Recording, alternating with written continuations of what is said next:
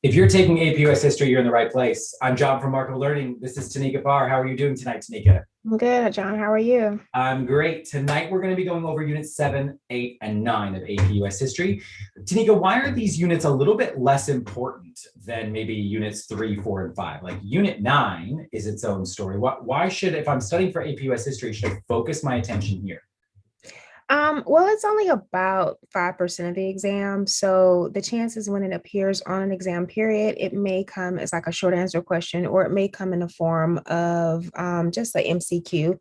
So a lot of times why a lot of teachers sometimes, or I think why College Board really didn't choose to emphasize this one as much is because sometimes depending on when school starts, a lot of teachers don't actually make it completely through Unit 9. So they don't really put that much of an emphasis on like making it, you will never probably see it as like a LEQ or like a DBQ question. Yeah, and that's an important point. So Unit 9 is just a tiny percent of the exam. It's only there for, it's not going to be on the DBQ, but we're going to be covering Units 7 and 8, which actually cover a lot of really important stuff. So what I want to do real quick is share with everyone. I'm going to share my screen real quick. And I want to show everyone some of the resources that we've got available for you on our website. These resources are all actually in the link for this video. So if you go to the free resources tab, it's huge. We have all of our articles that break down things like the guide to the digital exam, free study guides, our study planners section. But I want to take you here. When you go to our study guides page, you can actually, for AP US History, access our study guide pack, which has one-page cheat sheets for each of the units, including Unit 9.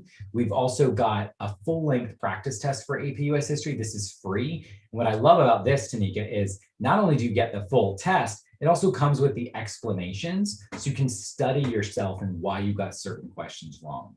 And I'll also encourage you that right here on our YouTube channel, you just go to YouTube, type in Marco Learning, you can also see our playlist for AP US History, which is pretty substantial. We've got reviews from me and Tom Ritchie. And also, Tanika, we've added in your recent reviews that we've done on the previous units for AP US History. So tons of amazing stuff. Tanika, I'm going to turn it over to you to walk us through units 7, 8, 9. I want to encourage you, if you're joining us live, press that like button, post your questions in the chat. And if you're watching a recording, you can also post your questions in the comment section and we'll be happy to answer them. Okay, so we're going to go ahead and start sharing the screen. So we're going to go ahead and start off. These are like the last final 3 units of APUSH. So period 7 is from 1890 to 1945. A lot of students really tend to like these units more so because this is a lot of the modern history that they're used to. This is, a lot of the wars that kind of take place. When you look at it, we're basically about to go into World Wars I, II, and 50 years of the Cold War, or basically when this unit ends, we'll be just introducing ourselves to the Cold War. So a lot of content. And of course, we're also kind of looking at the fact that you are in the midst of the progressive era, as well as America pretty much becoming a world power. So I like to kind of, again, always giving you guys like a top 10 list, just so to help you remember. So let's talk about the economy, how we're transitioning. Remember, initially, when you think about the United States and the history, primarily agricultural. We did have a little bit of industrial boom, but it was primarily up north. By this time, we're completely 100% industrial. We are looking to expand to new markets. Manifest destiny has already taken place. And it's like we have really we have nowhere to go. So how do we grow as a nation? How do we get ourselves out there to other markets? And how do we get other nations to see us as that world power? So that's really going to be like the main focus for a lot of things that are happening in US history at this time. So as we begin to practice imperialism and open ourselves up into new markets, you got to think about the fact that we're also competing with other European nations. You're going to see even little small micro wars, like, for example, what they refer to as the Splendid Little War, with the Spanish-American War, which really kind of going to catapult us. And so at the end of World War I, We pretty much kind of came into that war later. When you studied it from a world history aspect, you're going to look at it from 1914 until 1918. But for United States, our role was very minuscule. We came in 1917 as a result of, a series of things that are happening, but more so the Zimmerman Note kind of pulling us in. And at the end of that war, there were some suggestions that were made by, at that time, Woodrow Wilson, if you remember, when you think about the way his practices were, his whole idea of moral diplomacy. However, the United States will kind of pull back. But the one big thing, of course, is that we were still doing deals with other countries. We were still kind of going out making loans. We were also kind of doing this cycling, this funneling with the Dawes plan. And so as a nation, we are really kind of setting ourselves or making ourselves that world power that we really want the other nations to take us seriously. So as this era continues in and we usher in the 1920s, or known as the Roaring Twenties, that is where you're going to see America really kind of take a look. You got to think about it, the fact that we had just went through the Spanish influenza. We had over 600,000 deaths that existed during that time. And here's a cool like CCOT thing. Think about the Spanish influenza in terms of what we're dealing with now with the coronavirus. If you actually look at old pictures during that time, you will see people walking around with masks. There were federal mandates that required people to wear masks because of the fact that they were trying to stop the spread of the flu. So if there was ever a question where you had to kind of make that comparison, that would actually be an opportunity for you. So as the 1920s continued, more and more people are going to kind of go away from those small agricultural areas, farms.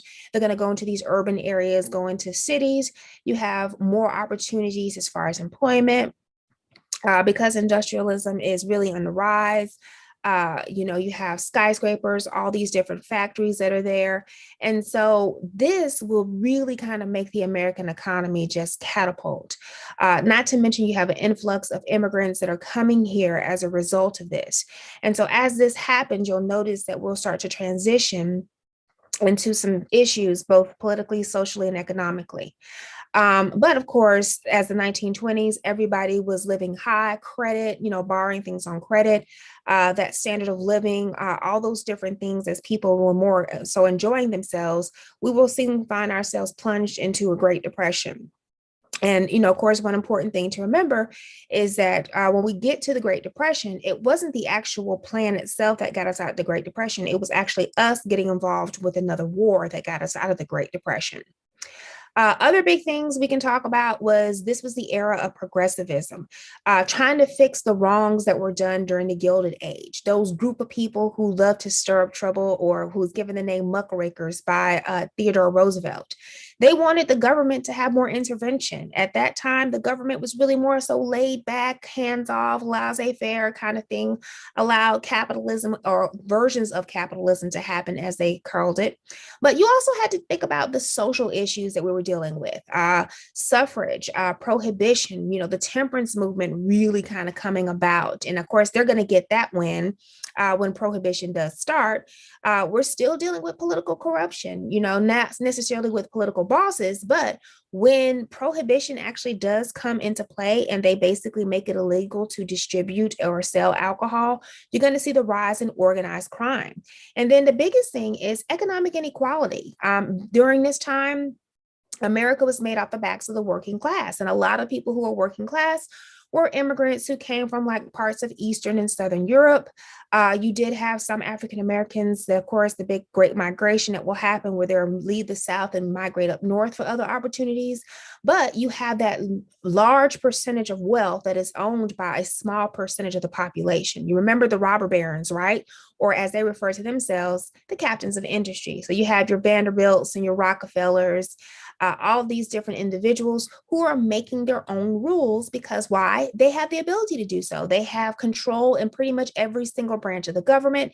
And because the role of the presidency is not really that big or important, the presidency was more of a figurehead. They didn't really have that much power because all of these individuals had control over their party and they did not want to upset their party. They wanted to kind of keep that going.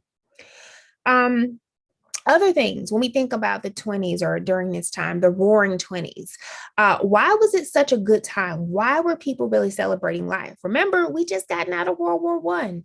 We had a high rate of casualties. I just talked to you guys, told you that we just dealt with the Spanish influenza, 600,000 deaths. That's a lot. So people really wanted to say, life is too short. We need to embrace the present, the here and now, and just celebrate. So that roaring 20s, you will see the rebirth of women, them abandoning the whole ideals of Republican motherhood and the cult of domesticity, cutting their hair, going out, drinking, smoking, driving cars. You also have the Harlem Renaissance. African Americans are now, moving into going up north and really kind of finding their place in the limelight, and the birth of jazz, a new type of music. And so as this result, you're going to see a lot of things kind of change. And we're going into number 5, a lot of social issues. What was the deal with science? You remember the Scopes monkey trial? Remember how they talked about how in Tennessee with the Butler Act that it was illegal for you as any teacher to kind of go against and say or teach the whole theory of evolution that goes against the Bible. Well, you had that guy, John T. Scopes, a science teacher who basically did that. He defied the Butler Act openly. Of course, that was a huge trial. They put it on display. You remember William Jennings Bryant, he was the prosecution who actually argued for the state, lost the case. Well, actually, he did win the case, and Scopes ended up having to pay a $25 fine, but it did kind of bring to the forefront, is there really a true separation of church and state? And clearly in Tennessee, that did not exist. So there's your code, kind of like you're mixing with the science and the religion. Gender roles. Why are women so challenging that? They proved themselves during World War One. They basically said, hey, we have value. It is because of women and the work that we did during World War One when the men were overseas that kept the economy going. Who do you think came out of the kitchen? Who do you think, left their children at home to come into these factories and work? It was the women. They did all of that. The issue of race is still there. African Americans still dealing with vigilante groups, the KKK, being terrorized. You still have those laws in place back down south in Jim Crow South. So they're going to have to move up north in order to seek out those opportunities. And then the biggest thing is immigration, nativism, the whole xenophobia, people coming here. That wasn't very well received during this time, especially after World War One. You remember the Red Scare? You remember the Palmer raids? Kind of like a repeat of the Salem witch trials. All of this is happening as a result of things that are happening, the xenophobia and the feelings of we don't want people who are not American coming here.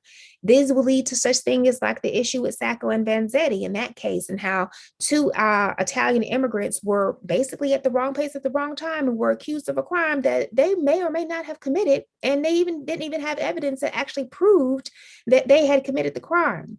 So you got a lot of major changes. America's really kind of going through a transition period. As more and more people are coming here, seeking out these opportunities, they're being taken advantage of by, businesses. And because of the way that the government was set up, really kind of operating as a laissez-faire, like non-capitalism, it really, really kind of made America, for some, seem like it was the American dream. But for a lot of people, it was considered to be a nightmare. Moving on. Of course, biggest thing is that this will also be a time where you will see nativists kind of come back into the forefront. The actual membership within the KKK had went through a decline shortly after Reconstruction, but you'll see them come back. And also, too, they will actually host their own march in Washington as a result of this during Warren G. Harding's presidency. We mentioned the Great Migration. We talked about how that racial violence that existed, about segregation, about how it was actually legal at this point. There was a big case that basically said separate but equal is legal, and that the federal government does officially recognize or basically say that they recognize segregation. Plessy versus Ferguson.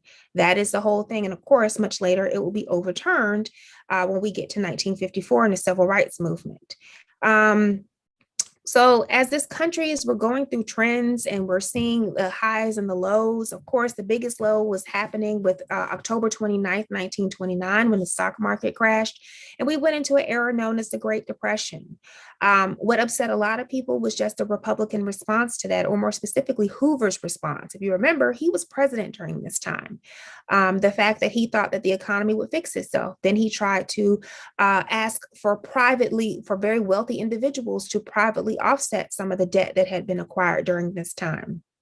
And so, as a result, the Democrats saw an opportunity and they're going to place somebody who's, ironically enough, he's going to be the only president in our history to actually be put into office or voted into office 3 times, although he will not actually serve that third term. But Franklin D. Roosevelt will come up with a plan known as the New Deal, based off of the 3 R's: reform, recovery, and reform, recovery, and I can't even remember the last R. Hopefully it'll come to me in just a second. But those of you who are watching live, let's see if you know what that third R is. I can't remember. But of course, his plan was to assist the poor, to provide unemployment, but also to revitalize the economy. This was a very advanced legislation. It happened within his first 100 days in office. And he did have a lot of people who did not support the New Deal. They thought that it was actually outside of the realm or the scope of his abilities as a president. A lot of people started to wonder if he was mirroring another president that kind of acted like a king, or I'm talking about Andrew Jackson. He would, yes, I think somebody actually got it. Relief. Thank you very much. See, even teachers sometimes can forget. But yes, it was relief, reform, and recovery. Remember, relief was those immediate things that he was trying to fix. Reform were those laws that he was trying to basically have for the long run. And then recovery was the long-term plan that he had to prevent future depressions from happening. And this is not the first depression that we've had. We've had what are called panics. Remember, we had one in 1873. We had another one that came back in 1893. And then, of course, this is going to be the heavy hitter, the Great Depression, because this lasted a little over 10 years. With Roosevelt, of course, a lot of his Great Depression plans are still in existence today. For those of you who are in the chat, if you can remember some of those alphabet programs, there's about 3 major ones that exist currently right now that we still have into play today. So let me see if anybody in the chat can remember what those are. And I will definitely give you a shout out if you remember, if you can name some of those, if you can name 1 or 2. But his legacy, of course, is huge. He forever changed the scope as far as political. Remember, one of the things he attempted to do was to get support for a lot of his New Deal programs. He wanted to introduce a court packing bill where he wanted to change the number of justices in the Supreme Court from 9 to 15. And being the president, he would be able to nominate those people. I see somebody has already guessed one with TVA. Yes, the Tennessee Valley Authority, that is still in existence today. So very good. Socially, he had to kind of admit that, racism needed to be addressed. And of course, he had to issue out an executive order in order to prevent discrimination and segregation that was happening within the United States. That was also at the assistance of his wife, who was very big into civil rights during that time, but also too, the threat for the March on Washington in 1941 by A. Philip Randolph. Other things that you will see as far as economic reforms, he will decrease unemployment. He will create jobs. He had a lot of good programs that are still in existence today. Somebody did guess the CCC. The CCC is not here. But some other programs that he created that are still in existence today, the Social Security Administration, of course, that still exists, the FDIC, the Federal Deposit and Insurance Corporation, that's very important if you have a bank account, because that means that your money is insured even if the bank goes out of business. And remember, during the Great Depression, that's how a lot of people lost their money, especially a lot of wealthy people. The banks ended up going into, people panicked. They started pulling all their money out, and the banks could not afford to keep themselves open. And so a lot of people found themselves without money. So last 2 points we're kind of mentioning is the fact that I mentioned that this was a period of wars. This was a time where we kind of fought, but we were also becoming a world power.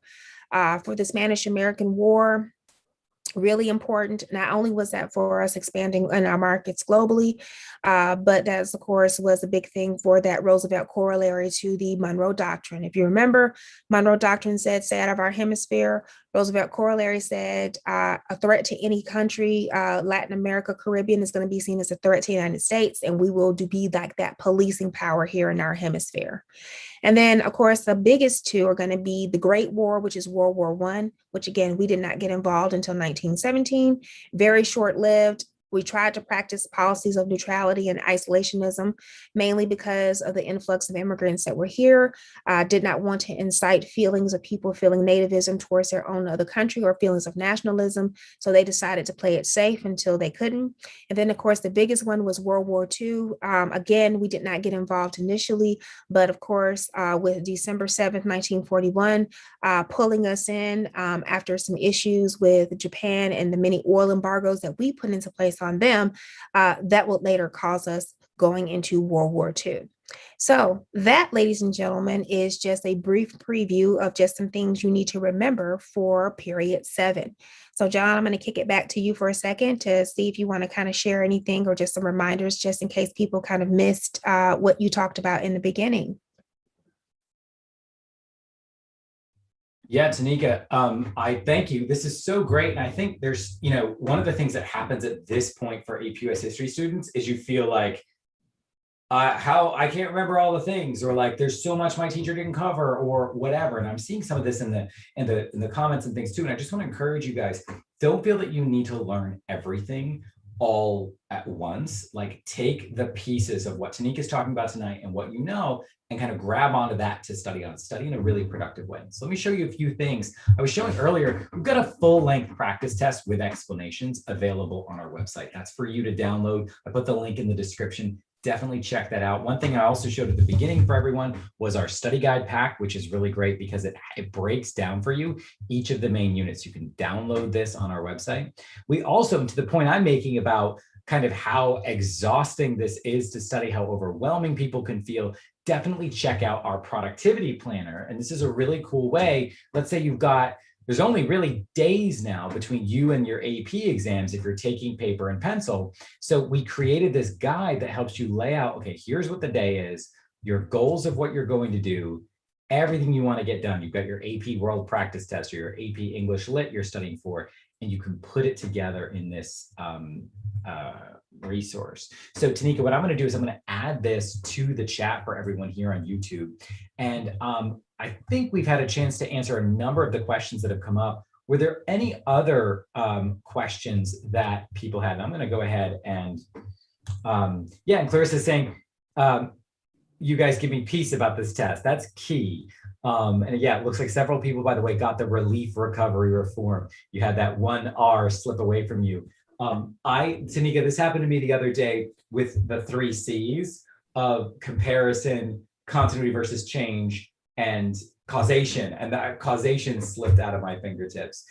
Other tips, Tanika, before we move on, other tips, actually, I've got one question that just popped up. Is it better to list specific details in the SAQ, LAQ, or DBQ, or is it better to focus on main ideas? How do you balance the big picture stuff in a DBQ with the little nitty gritty details?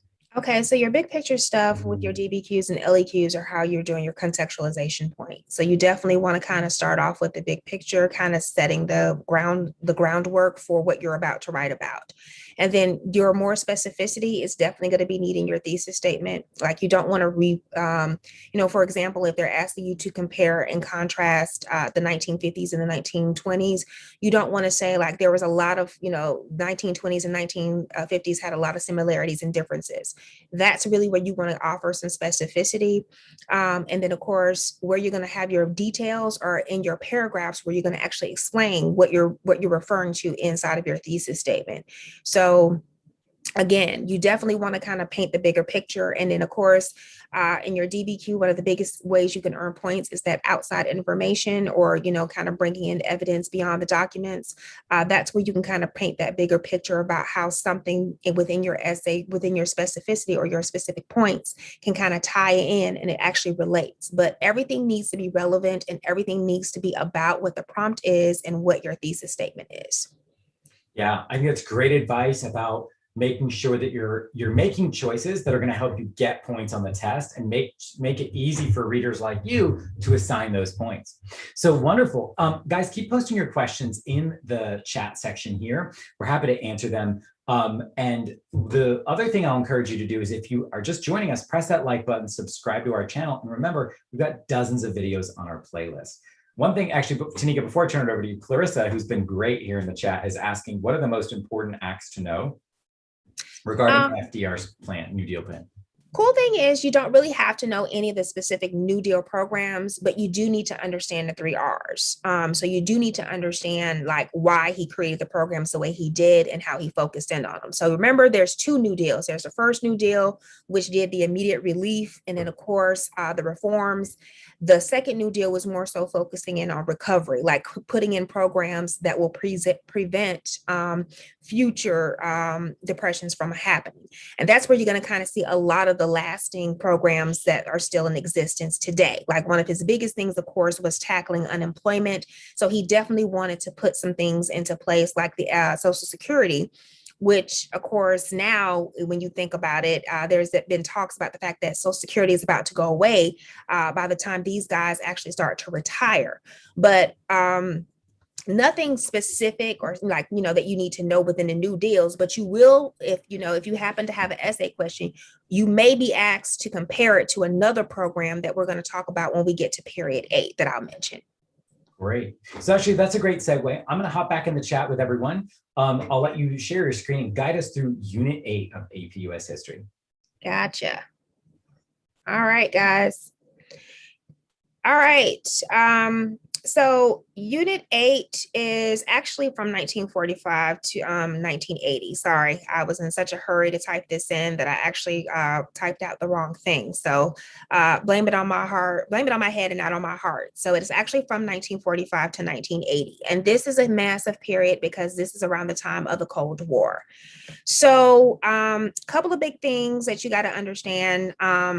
The way people would look at us at this point is going to be completely different because of our use of nuclear weapons. We will also have severed relationships, specifically with the Soviet Union, formerly Russia at this time. They have completely changed their name after the Bolshevik Revolution. So we're going to become, the term I like to tell my kids is, we're going to be frenemies. Those groups of people who we had a common enemy in the fact that we had a common hate with Adolf Hitler, but by this time we're no longer kind of liking each other. And then of course, with 50 years of Cold War, there's a lot of things that's happening in our nation, domestically as well as foreign. So first, we are going to position ourselves as a global leader. A lot of nations will look to us like they looked to us at the end of World War I. The fact that we had nuclear weapons, the fact that we were effectively, in our eyes, able to end the war with the use of nuclear weapons. However, if you look at it from the perspective of the Japanese, not only did we use weapons of mass destruction, but we also used it on civilians that caused a lot of damage. But the main thing with this unit, remember from 1945 to 1980, is the fact that this was about the Cold War. And the Cold War was actually a war where we never actually fought Russia, but it was an escalating struggle. This was a time period where you saw 2 superpowers that were battling each other for global dominance. And also, too, it was an arms race. The biggest thing or biggest threat that we felt going into that next one is the expansion of communism. The fact that we are a superpower at this point. How do we stop that spread of communism? What do we do? You're looking at, the policy of containment. A lot of that kind of came out of that George Kennan long telegram, where he talked about the fact that there was the fear that if communism, fell, or if communism spread and one country fell to communism, then others will follow, known as the domino theory. While we never engaged in war with Russia, there will be what I like to refer to as 2 hot spots, where the United States will be involved with war, but it never took place on our soil, and it was never, again, directly with Russia, but it was our attempts to fight communism. So you have the Korean War, which was the shorter of the 2 hot spots, and then you have the Vietnam War.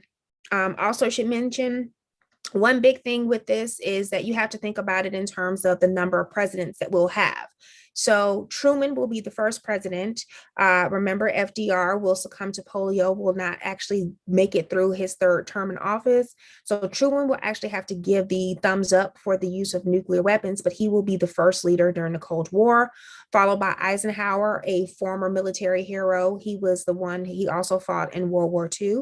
After Eisenhower, you will have JFK, a virtual unknown newcomer to the office, will completely change or basically make the White House more Hollywood, as they refer to him, or Camelot.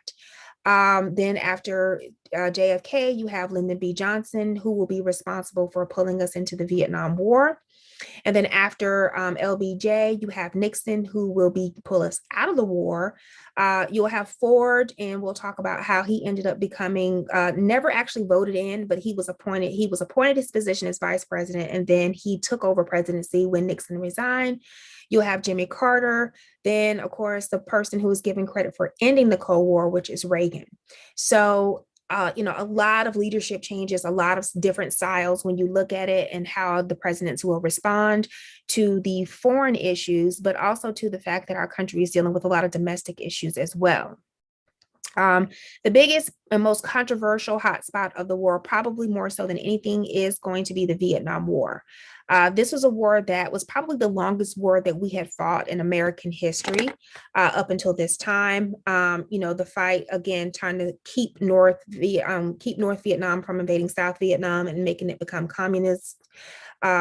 We had a lot of casualties. I think the United States had suffered more casualties than any other country that was involved in the Vietnam War. And I think the biggest thing that really was such controversial was no one really knew why we were involved.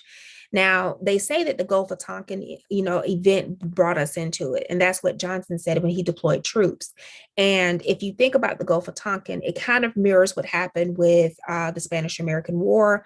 Warship inside the Gulf gets attacked. No one knows who. So, of course, North Vietnam is blamed. And the next thing you know, we're involved in this situation. This will cause many heated debates. You will even find out that civil rights leaders such as Martin Luther King disagreed with this. A big thing with Vietnam War, it wasn't just protested against from those people who were being drafted, but you also had a lot of musicians who would come and start making songs.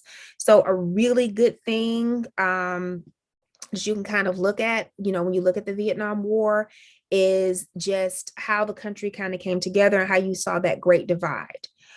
You will see passionate debates. You will talk about nuclear weapons. You will talk about the fact that we're still building up nuclear weapons, and also the fact that Russia is doing the same thing. And of course, what does the power of the executive branch look like? Think about how each president responded to it. You will have the Truman Doctrine, who will basically say we will provide economic aid to any country that's fighting off communism. Then you'll have the Eisenhower Doctrine, which is a completely different from the Truman Doctrine, which basically says we will use weapons of mass destruction if necessary. We will do this policy of brinkmanship if it comes down to it. So, and then of course, JFK doesn't really believe that everything has to come to dropping a weapon, especially when you think about the Cuban Missile Crisis that could have potentially happened, that almost potentially started World War III. Basically wanting to kind of be a little bit more diplomatic. And then, of course, Johnson kind of making that decision to go ahead and get us involved with the Vietnam War. So each president, as they kind of go through it, will have a very different response to this war and how they decided to engage in it. In the meantime, socially, we are dealing with a lot. The biggest is going to be what is known as the modern civil rights movement.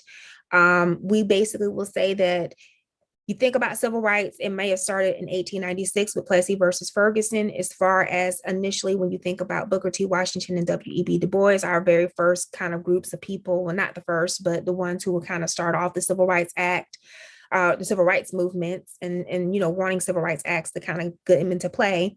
But with Brown versus the Board of Education, that essentially overturned Plessy versus Ferguson. That basically was the federal government acknowledgement that separate is not always equal. And of course, that was a huge case for African Americans as far as getting schools to be desegregated. However, the issue with Brown versus Board of Education was that the Supreme Court never gave guidance as to how that should be enforced. And so they had to have a situation where they did what was called Brown 2, where they basically said that that segregation needed to happen with immediate speed, but again, kind of leaving it open to interpretation. And so that's why you will have these this period of civil disobedience. You will have nonviolent protests. You will have legal battles that will take place. You will have leaders like Martin Luther King. You will have, Rosa Parks, who's considered to be the mother of the movement. You will have people like Malcolm X who will kind of come in on a different perspective and looking at this. You will have groups like SCLC, like SNCC, like CORE. You will see things like sit-ins. You will see the Children's March that happened in Birmingham. You will see the integration of various schools, not just with Brown, but with Little Rock 9. You also can look at the case with James Meredith versus Ole Miss, and you can definitely look at the case with the integration of schools like the University of Alabama. The biggest thing with the civil rights movement is that it wasn't just like a black or white thing, like a lot of people want to think. The civil rights movement was about the disenfranchised, the minority, and it also included other groups that were also not being protected underneath the 14th Amendment. And what it will do is it will spark other movements. It will spark the Native Americans and the Red Power movement. Asian Americans and the Yellow Power movement, women, they also were involved in the civil rights. They will also have the women's rights movement. You will have the Gay Liberation Front that will develop as a result of this. And then, of course, the Latin American and Brown Power movement. So all these movements that are happening around the same time in the late 60s will really kind of change the social climate of the United States. Not to mention the economic climate of the United States as well. Because while we are going through a lot of these social issues and then we're dealing with political issues as far as how we're dealing with the Cold War, economically, many presidents are trying to ensure that the economy maintains itself as they are going through, that we do not go through a Great Depression. And so each president will have different responses in how they dealt with the economy here. So again, as all of these things are changing, the platform, and as each president kind of had their own specific agenda, you can say that Truman, Eisenhower, and Kennedy, for the most part, would focus more so on the foreign issues, but it's really going to be LBJ who's really going to kind of bring back a lot of the programs that were synonymous from the New Deal. And in the 1960s, after Kennedy's assassination, the Great Society program is really going to kind of bring a lot of, try to be a replica somewhat of the New Deal. So really kind of keeping that whole idea of recovery. And so when you think about the things that LBJ was trying to battle, he was battling, trying to eliminate poverty. He wanted to create a Job Corps. He also wanted to create, get states to create programs so that, so they can create jobs. The fight to end racial discrimination. That's why you have the Civil Rights Act of 1964. That's why you have the Voting Rights Act of 1965 and the Fair Housing Act of 1968. Looking at social justice, some of the laws that he'll put into place and ways that he supported other movements, creating a council so that he can talk, so they can advise him on the Native American causes and various things like that. He had a lot of political advisors. And one thing about LBJ is that while he was hated for the role in which he got America involved with the Vietnam War, he had always been dealing with civil rights. As a matter of fact, he was one of the senators who helped introduce the first Civil Rights Act that happened in 1957, although it did not address all of the issues effectively. Great Society will also look at Medicare and Medicaid will be a direct result for that. So having medical plans for the elderly and also for soon to be expected mothers and also children. He will continue on with Social Security, starting education programs for kids before school. So you have that Head Start program. There are a lot of programs that stemmed from the Great Society that are still in existence today. Head Start, of course, is still here, and you still have Medicaid and Medicare. So all of this is happening. And of course, one big thing, of course, with the Vietnam War and just the result of that, LBJ decided that he was not going to seek a second term in office. Now, he finished up Kennedy's last year, and then he ran for presidency in 1964 against Barry Goldwater. And what you're going to see is a transition. You're going to see a lot of the political climate go from liberal to more conservative. Probably the most liberal forms that you will definitely see during this time period is really evident from the Warren Court. This is where you're going to have a lot of your major court cases that allow you to have the laws that you have now. So hopefully your teachers have done or at least introduced to you some of the following cases, like you have Mapp versus Ohio, Gideon versus Wainwright, Tinker versus Des Moines, Miranda versus Arizona. All of these were cases that were taken and heard before the Warren Court. And what was so unique is that because of the liberal stance that the Warren Court took is the reason why you guys have, or all of us really, have the rights that we have today. But of course, you have counterculture that's happening, the 1960s, the hippie generation. They're challenging those traditional roles from the 1950s, what is called a moral decline. For the first time, you saw people who were protesting. They were avoiding the draft. They were, running away, going to Canada. So you're going to see those people who were from the 50s who fought in the Korean War battling this new generation, basically saying that we don't have to accept the social norms, which is why, you saw so many of these other social movements that are coming in that are advocating for their own causes. And so the conservatives, or what they would like to refer to themselves as, especially by Nixon, as that silent majority, they're regrouping and they're thinking about it. And they're basically going to challenge those things. And they're basically going to say, look, what is the true role of the federal government? Why are you getting so involved with social lives, the lives, social lives of every day? Why are we having laws that impact? That's not what the government's job is. What about the Cold War? What about the Vietnam War? Why are we still fighting this? And so this silent majority is really what's going to help the Republican Party or the GOP really come back into power. With LBJ's announcement that he's not going to run for office again, that really kind of put the Democratic stronghold that we had, makes the party in disarray, and it just opens the door for the Republican Party to come in. And they have a very strong candidate, even though he lost in 1960 against JFK, Richard Nixon will come into play. And one of the biggest things that really will help him as far as getting elected president is saying that he's going to get the nation out of the Vietnam War. And of course, he's going to make a lot of great successes, but unfortunately, those successes will be overshadowed by scandal. Most of the time when people think about Nixon, they think about Watergate, but nobody remembers the fact that he was the first leader of a democratic nation that went to communist China, that actually recognized communist China. No other nation, democratic nation in the UN, recognized the communist China under Mao Zedong. They only recognized the form that what they refer to as Formosa, which is today Taiwan. Remember, that was under Chiang Kai-shek. He's also the first one who started talking to Russia about halting. Remember SALT, the Strategic Arms Limitations Treaty, where basically both Russia and the United States agreed that they would slow down the building up of nuclear arms. He also, found out that there was a very, severed relationship between Russia and, Soviet Union and China. So he decided to talk to China to sever those ties and kind of use it as his advantage.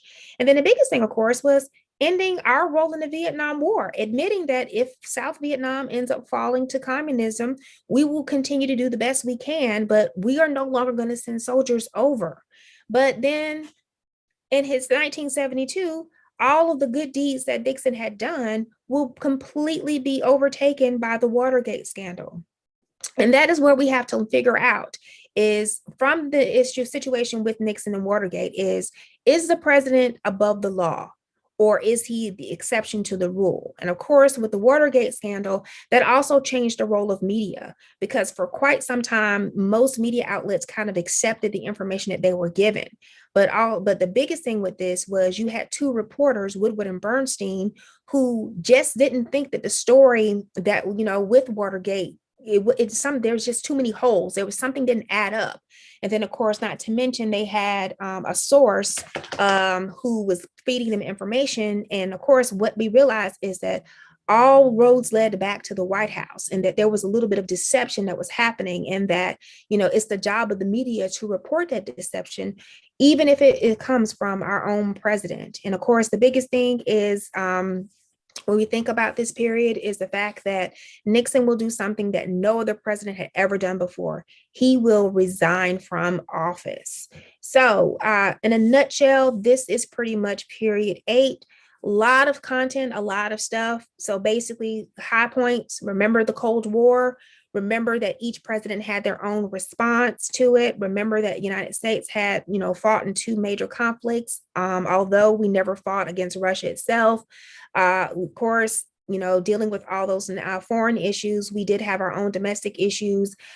This will be a time of social justice, where we're fighting causes just with the civil rights for African Americans, gay liberation front for women, for Asian Americans, for Native Americans, for Mexican Americans, all these different groups kind of coming in together. And then, of course, continuing on the work from FDR with Johnson's Great Society. And then, of course, that whole moral decline and the rise of the conservatives.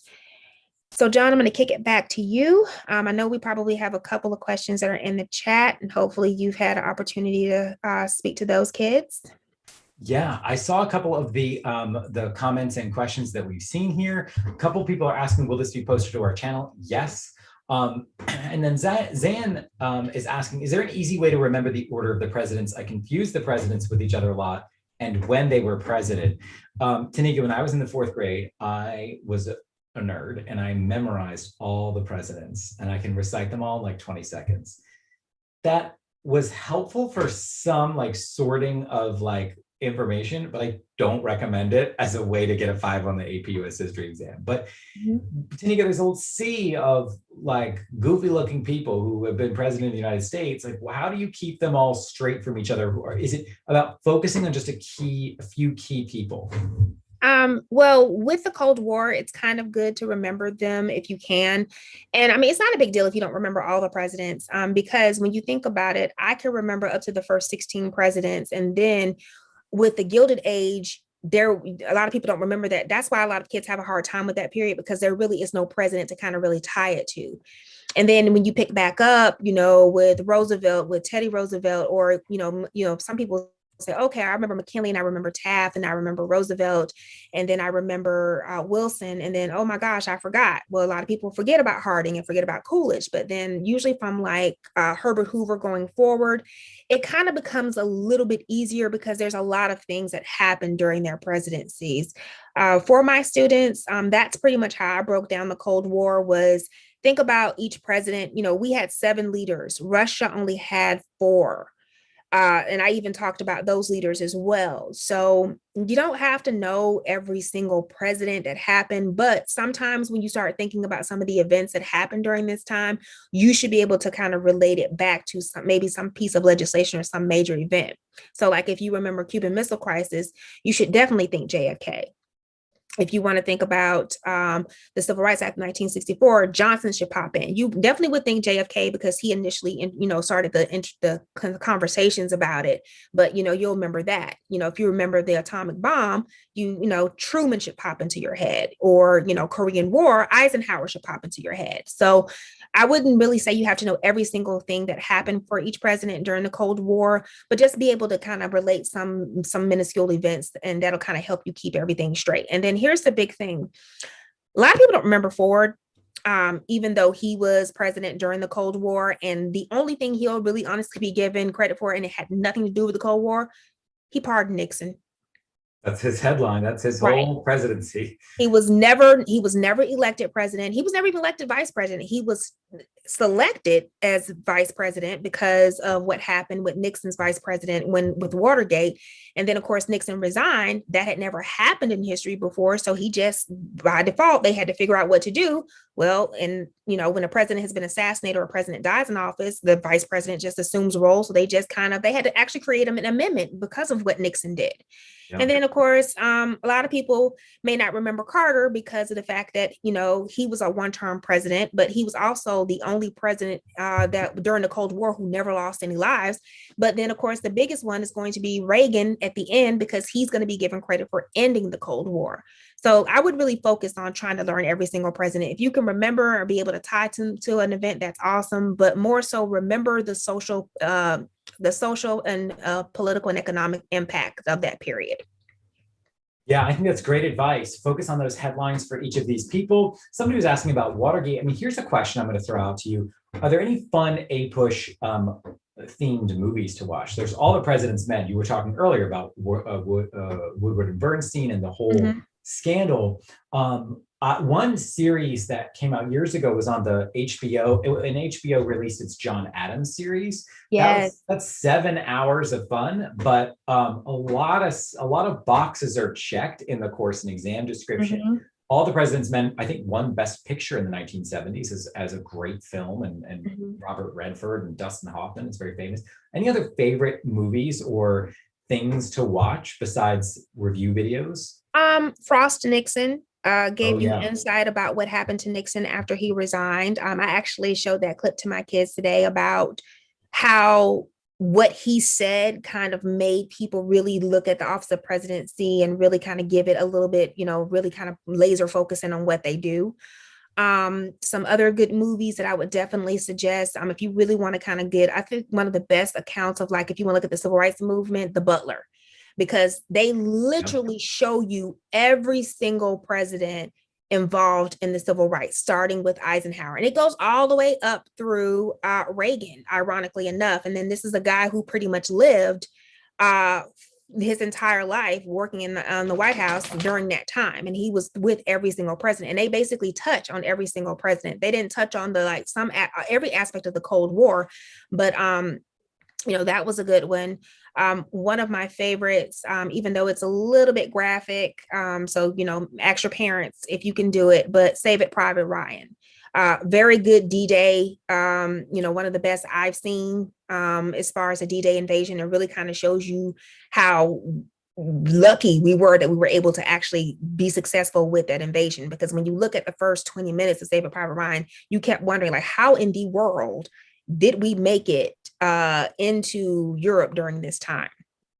Yeah, and we're getting some other recommendations here from the crowd in the chat. It's great to see everyone. CBD, Maya. But Maya was mentioning Hamilton, the musical, which a lot of teachers have been showing. We've got The Men Who Built America on the History Channel. I kind of haven't seen those in a while, but yeah, you kind of get sucked into the story and you actually start checking a lot of those boxes. And as somebody prepping people for exams, that's what I'm thinking of, like, how does this tie in? And so Glory, Hamilton, Men Who Built America. And then there's also this, there's a good point that Maya just answered here. We're about to go into period 9. Period 9, we're not going to spend a ton of time on because it's not an important part of the exam, and it won't include Barack Obama or Donald Trump or really the news of the last few years. It stops at 2001, which is an interesting thing, Tanika. That was 20 years ago. So everything that's happened in the last 20 years is basically off limits. You could use it for contextualization, perhaps as a trailing thing, but you're not responsible for what happened in 2005 with Hurricane Katrina. You're not responsible for the Barack Obama's election in 2009. Those are news events for the purposes of APUS. So Tanika, let's take a quick look at Unit 9. And this again is not one of the most important ones to focus on, but it's kind of what's brought us to the contemporary age we're in. Right. And I definitely would say you can use period 9 for your complexity. So again, sorry about that typo over there, but this is 1980 through the present. So this is pretty much the last period. And this, again, like John mentioned, this is pretty much maybe about between 4 to 7% of your exam. So if you see it, maybe a SAQ question, maybe a multiple choice set. But we start off period 9. Biggest thing is that this is the era of a new dawn in America. And I remember that because Reagan was president during this time. And I remember this because I am born in 1977. So I grew up in this era during this time. So it was a defining moment for new conservatives. It was going to be a very big transition. Also, you will see the decline or the decline or the end of the feminist movement as far as the one that happened in the 70s with Gloria Steinem, Shirley Chisholm, and all those different people. However, the fight for women's rights will still continue on with equality. Some big things, of course, is Reaganomics, or what was known as trickle-down economics, where they wanted to give tax breaks to the wealthy with the hopes that they would put more back into the economy, and therefore the economy will continue to flourish. So those tax cuts and deregulation of private industries did not play out the way that they thought it would with Reaganomics. Depending on who you talk to, some people will say that Reagan is the greatest president ever. Some people might disagree with you. So it really just depends on what end of the spectrum you're on. The biggest thing, of course, is that Reagan did increase military buildup. Those taxes breaks that he did or money that he collected from taxes will be spent. He will also create a new office, the Office of Veteran Affairs, which will be another big thing as well. With the signal of him winning that victory in 1980 also ended a very huge thing that happened in the late 70s, the Iran hostage crisis, where we had a situation where the American embassy was held hostage for 386 days. We also will see the end of the Cold War. And that had less to do with Reagan and had a lot to do more so with the fact that at this time, the Soviet Union has really changed. You know, they went through an era of Stalin and Khrushchev and Brezhnev. Now you have a different guy, a guy by the name of Gorbachev, and he's going to put into some policies known as Glasnost and Perestroika, where he is going to encourage people to speak out against the government at that time and really kind of go more towards capitalism. So now you're starting to see the Cold War really thaw out. We're talking about the fact that there's a more policy as far as intervening in situations. We're going to talk about the fact that the Iran-Contra situation that happened, also the situation in Afghanistan, where the country itself is not going to get involved with it, but you will have 2 American citizens privately who will help the Afghans get independence from the Soviet Union, but also at their detriment, because what ends up happening when the Afghans get back power, the Taliban takes control and they completely change the platform of it. So were the Afghans better off with underneath Russian control? Some say yes, some say no. Around this time, we're really kind of starting what it was called the advancements in science and technology. As far as high school curriculum, that's completely changed thanks to, putting a man on the moon, that kind of thing. Other things you could look at is the fact that Reagan really wanted to do this project known as Star Wars, or Strategic Defense Initiatives, where he wanted to put these satellites into space that would have the ability to destroy missiles if they're detonated anywhere in the world. Great plan in theory, but it never did take to fruition. Another big thing about the 1980s is that this is actually the second movie of the Star Wars franchise. The first one started out in the late 70s, thanks to the idea of the space race and us actually making it out into outer space. But this is also a time where George Lucas is going to kind of play on people's emotions with that and continue on with the Star Wars franchise. We have new technology. A lot of people don't realize this, but the internet came about in the 1990s. And I actually remember this because I was actually in college when the internet first came out. So, I could remember the transition from this and about how we're leading into an era of globalization, how we're really dealing with other countries. We're going to see demographic shifts, people kind of going into that area of the Rust Belt. Or this, people who are saying, okay, if you're not going out west into the Rust Belt, maybe you're going to go down south into Florida, into the Sun Belt, people who are retiring. So you will see those demographic shifts and populations really completely change. We're going to talk about diversity. It's still a fight. Is affirmative action good? And remember, a lot of people, when they say affirmative action, they automatically think, oh, well, that's only in reference to African Americans. That is not true. Affirmative action was actually for about African Americans, women, and it also had to do with same-sex bias as well. Other big things as far as family structures, you're going to see a decline in that as well. Maybe rises with divorces. Still having those issues with immigration. We're going to see a lot of influx of immigrants that are going to come in from other nations. People escaping from Cuba, coming in down south in Miami.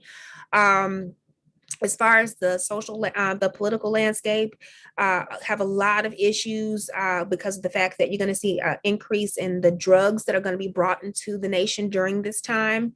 But of course, where we say history kind of ends as far as things that you will see on the exam, John is right. It will stop in 2001. And of course, the biggest thing is going to be the 9/11 attacks. And this, of course, has happened on September 11th, where the conflicts with the Middle East. And this is not the first time we've had conflicts. We had conflicts with the Middle East with the Gulf War and Operation Desert Storm.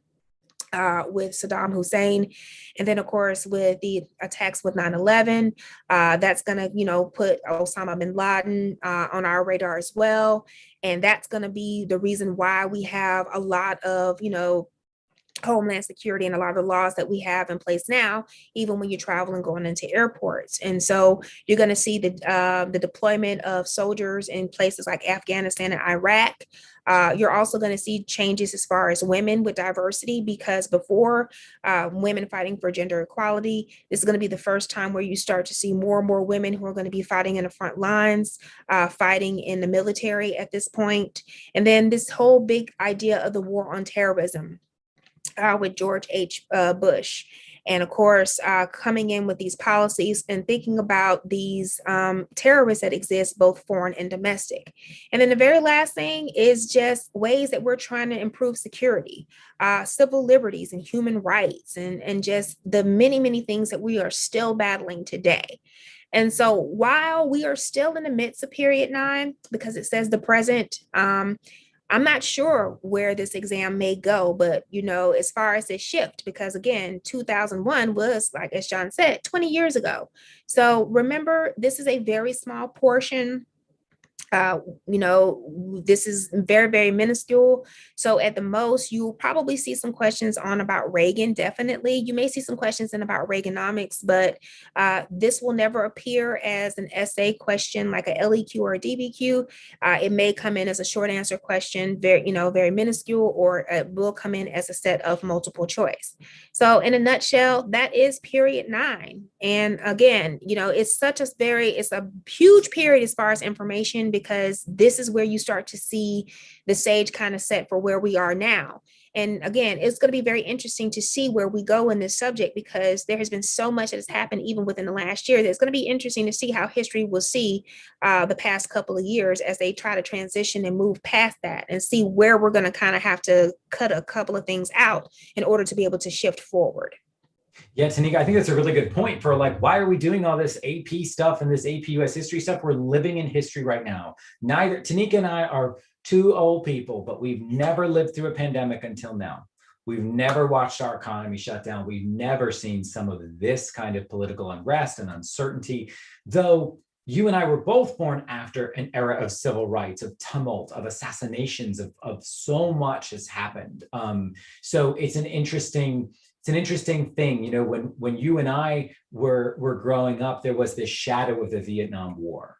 Mm-hmm. When you and I were growing up, we watched the internet happen in slow motion. The first color printer, the first time we got fast, remember real internet, like not on your phone. Those things you're living through. So all of you guys you're living through pandemic schooling, which none of us old people can help you with, because we're struggling too. And that shadow, the pandemic and our politics, these moments will cast these shadows over our lives, but also illuminate the future, right? There's so many things. If we are really here where we are, is April 2021, we don't know the future, but are we turning the corner? Is the vaccination, New York City announced it's going to open up starting July 1st.